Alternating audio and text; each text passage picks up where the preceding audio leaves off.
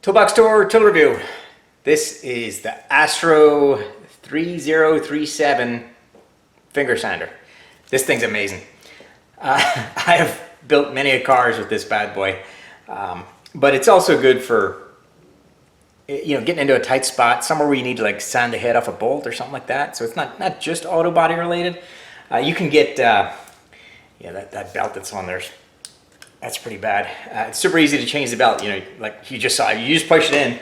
But you can get an aggressive belt like this one, which I wouldn't use for the auto body world, because my dad, it's like a, I don't know, 20 grit or something. But it's super easy to change the belt. The reason it's flopping around, there's an Allen key here that you set your angle and tighten it. Well, to store it, I store it like this. So I didn't tighten that up for the video, but put your new belt on and press this in. And oh, jeez, all the crap that fell out of it. And you've got a new belt, you're ready to go. Super easy to change. And yeah, you can get any angle you want with this thing. You can sand your thumb if you want. Really, really good tool.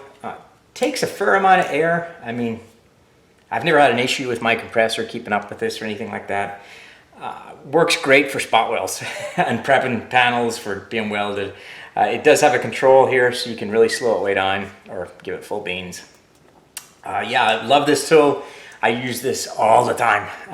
All the cars I rebuild, yeah, this always shows up on like some of my videos or a lot of my videos where I show welding and that kind of stuff. But great tool. Highly recommend.